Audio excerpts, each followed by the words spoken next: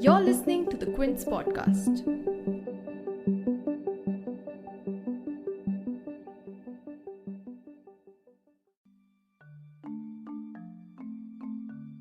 Are we as a society practicing inclusivity and showing sensitivity towards people with disabilities? A video from Ranchi Airport that went viral on social media platforms recently is raising this question. This said video captured an incident where a teenage boy with disability was purportedly mistreated by IndiGo Airlines. This incident took place on 7th May, and in the video, several passengers in the airport are seen asking the IndiGo Airlines staff to let the boy and his family board the flight after they were denied from doing so. The ground staff allegedly said that the child was in a state of panic and would be a threat to other passengers' safety if he was allowed to board. As the incident caused a furore, with many tagging Union Aviation Minister Jyotiraditya Scindia to take action in response to the outrage, the airline said in a statement that, quote-unquote, the ground staff waited for the child to calm down till the last minute, but to no avail, end quote. Soon after, IndiGo CEO Ronojoy Dutta also released a statement expressing that, quote, sincere regrets over this unfortunate experience, and offered to purchase an electric wheelchair for the boy as a token of appreciation. He also said that, quote, having reviewed all the aspects of this incident, we as an organization are of the view that we made the best possible decision under difficult circumstances, end quote. But many felt that while this incident showed an example of the many difficulties that people with disabilities face in navigating a society that is largely driven by an ableist approach, it was also heartwarming to see how common citizens showed awareness and sensitivity in this particular incident and stood up for this teen and his family. In this episode, you'll hear from Dr. Sumit Ray, a senior consultant in critical care medicine who was waiting at the Ranchi airport when the incident took place, witnessing it firsthand. We'll hear from him what exactly happened at the airport that day. And we also speak to Prachi Deo, founder of Nayi Disha, an organization that provides families and primary caregivers of the children affected by autism and other developmental disabilities with counseling and guidance. We talk to her about how public spaces, airport staff can be sensitized towards children and adults with disabilities.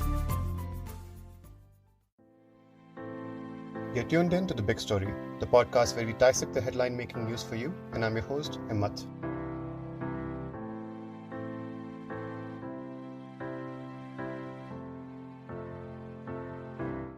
The whole incident came to light after a fellow passenger by the name of Manisha Gupta wrote about it in a Facebook post describing the family's ordeal. At the time of recording of this podcast, the post was shared on 7th May and has over 3,700 shares. For those who haven't come across the post yet, I just want to read out a few lines. The post reads that, quote, yesterday at the Ranchi airport, an adolescent with special needs was in great distress. He had a very uncomfortable car ride to the airport. By the time he had gone through security check and reached the gate almost an hour ahead of boarding, he seemed to be in throes of hunger, thirst, anxiety and confusion. His parents obviously knew how to handle his meltdown, with patience, some cajoling, some sternness, many hugs, etc. And the other passengers were stopping by to ask if they needed any help or support. This caught the attention of the IndiGo Airlines staff, who walked up to the trio and warned them that he would not let them board if the child did not quieten down and become quote-unquote normal, end quote. What happened after was recorded on video.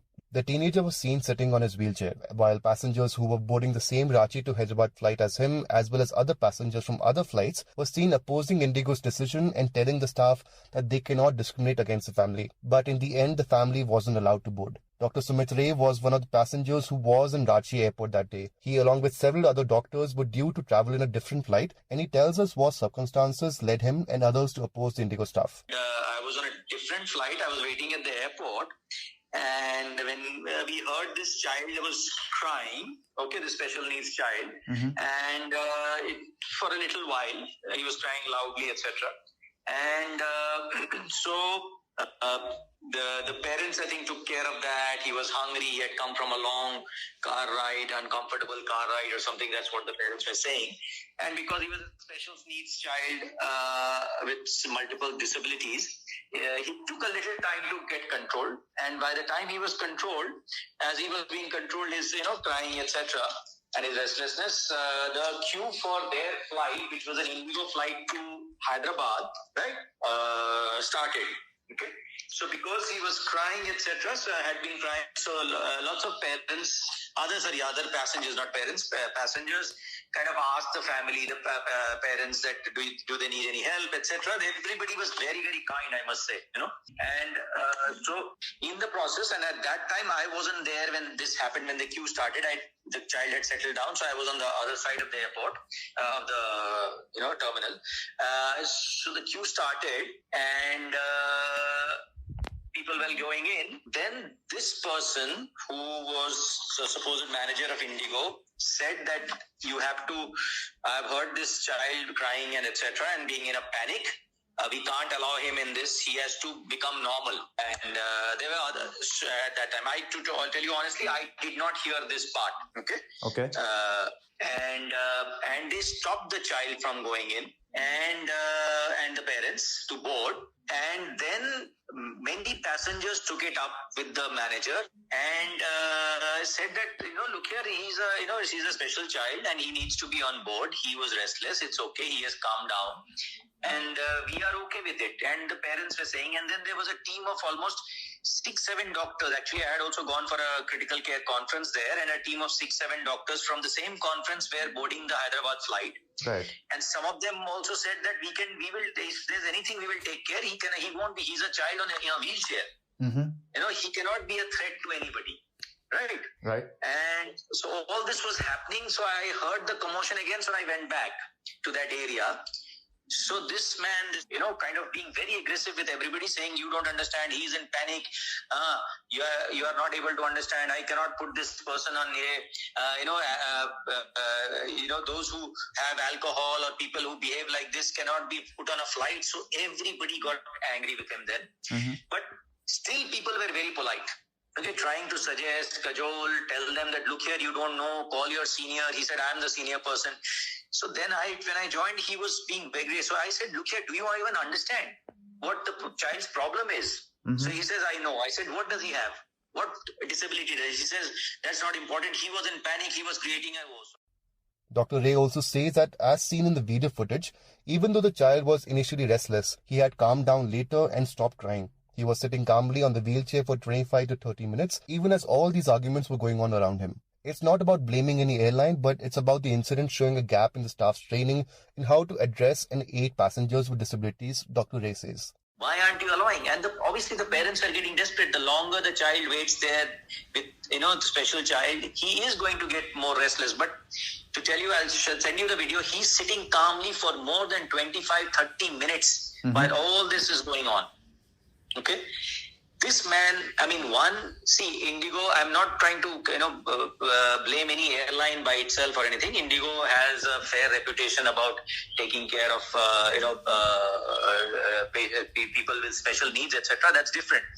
But obviously there's something lacking in their training, and it's not just training. This person was particularly difficult. Even the policemen who are there, who have no authority in allowing person on the flight, right? Once the airline stops, they were themselves saying ki isko jaane dijiye, ye theek hai. We called up our journalist friends. Journalists called him up, telling him that allow this child. What is the reason? They called up journalists. The Times of India journalist spoke to me. He said that I've spoken to the airport manager. He said my authority is still allowing him to the boarding area, but beyond that, only the airline can allow. Everybody had been positive. But the nicest thing to come out of this terrible incident, he says, was the sensitivity displayed by so many people that day. Best part is, in this such a bad situation, but the good positive thing that has come, which came out, is people are so much more sensitive now. Right. Everybody, there was not one single person who said this person should not be allowed, this child should not be allowed on the plane, except this guy. I was there for about 25-30 minutes, and the videos you probably will see is much later. Initially, people were not even shooting videos or anything because they were just trying to convince him. They believed that he will, accept it and let people know. It's only when it became desperate that we, raised our voices, shot videos just to make him feel, because we were desperate that if this flight will take off, and and we could see the desperation in the mother and the father. The child was sitting quietly. And surely enough, no sooner did this incident come to light, a great many number of people, journalists, activists, caregivers of people with disabilities took to social media to condemn the incident and urge strict action.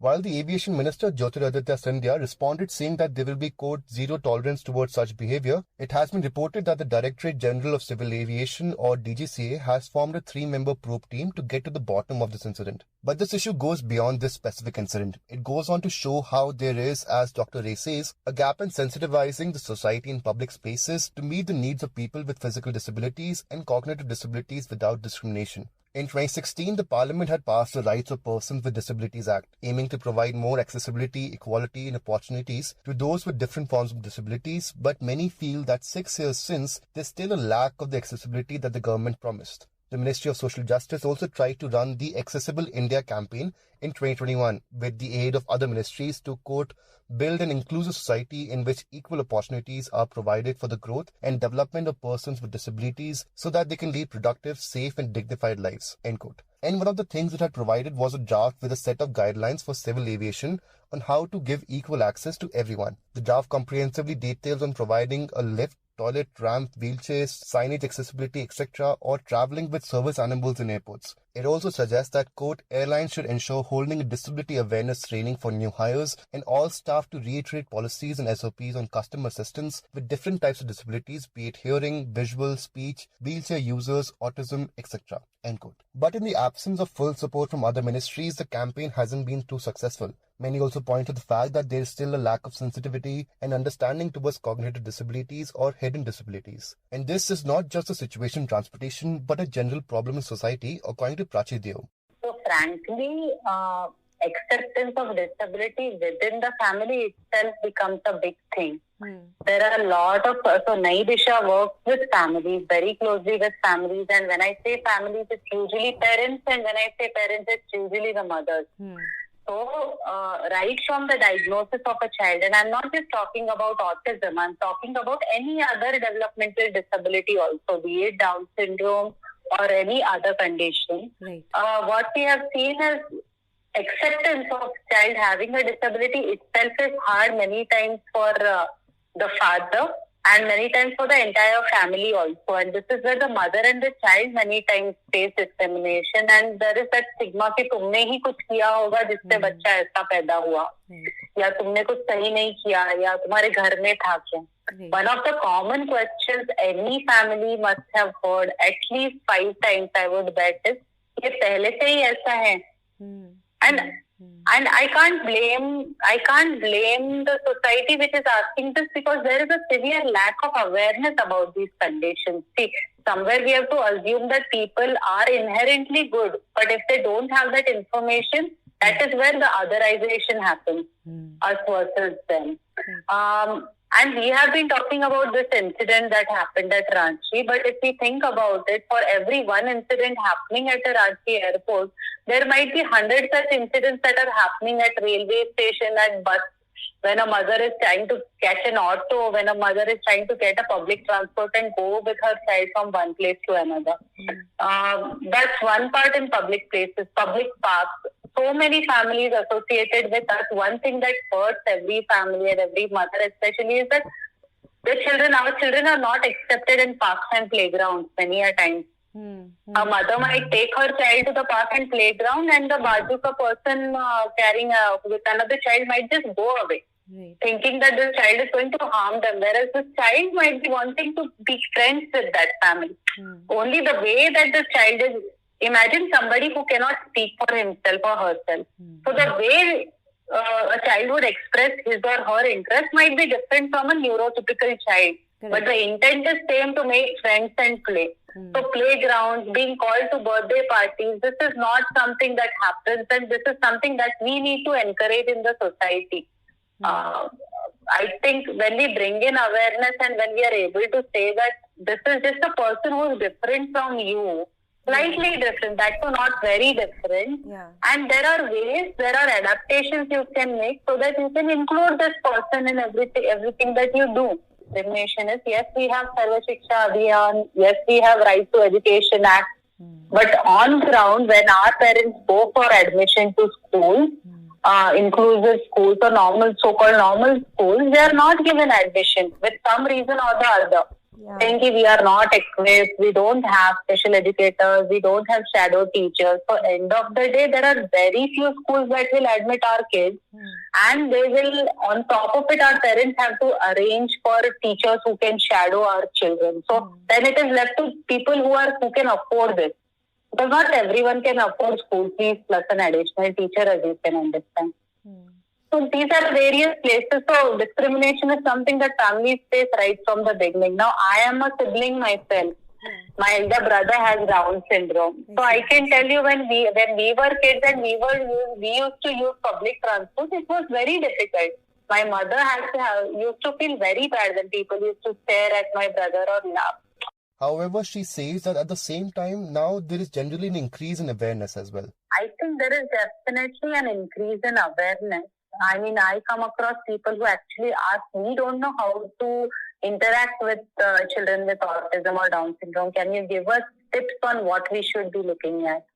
So definitely, I think there is rising awareness. And as I was saying earlier, these incidents have happened many a times. But what was heartening here is the doctors, the government officials and the teachers standing up for this child and saying that please allow him to come. There is no such law. They should be allowed to come in. We will take responsibility. That's just amazing, I feel.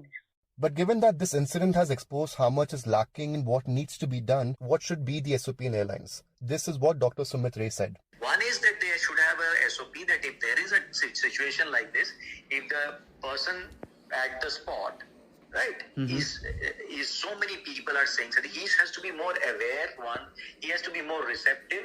Second is, if it's a situation which seems like there are so many people saying a certain thing and which is in disagreement with what he believes, he needs to involve his seniors. Right. You know? Yeah, he could have just called up. Nobody was stopping him. Everybody was saying, "Aap call to kariye."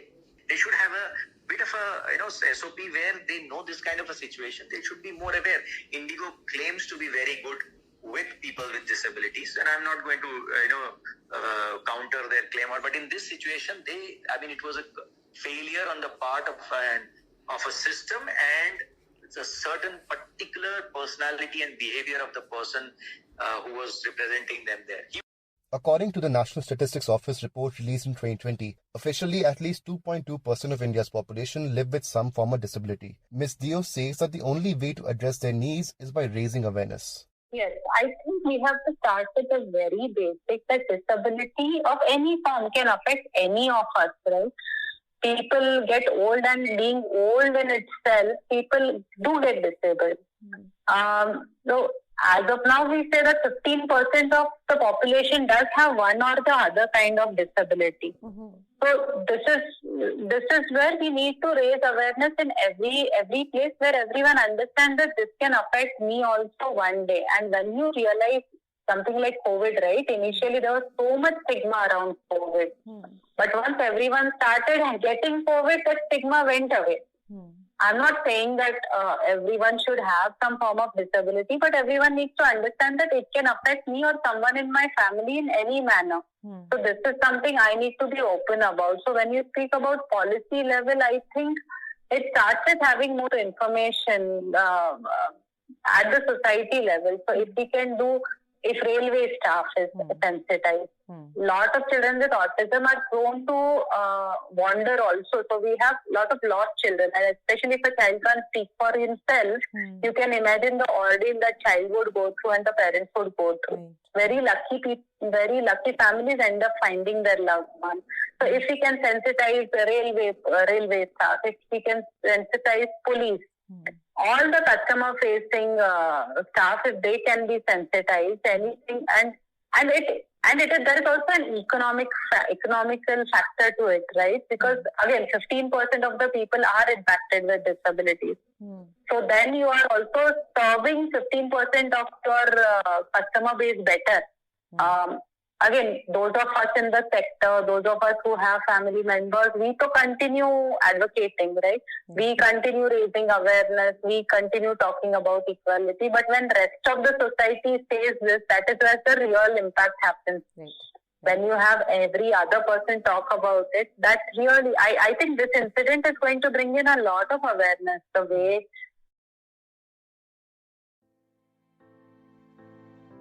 If you liked listening to this episode, please subscribe to The Big Story for episodic updates.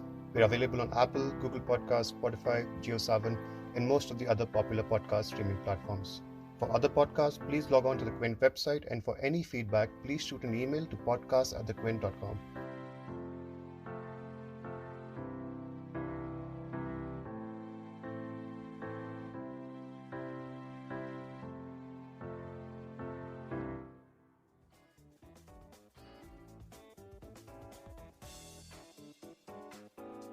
Thanks for listening. Log on to the Quint's website and check out our other podcasts.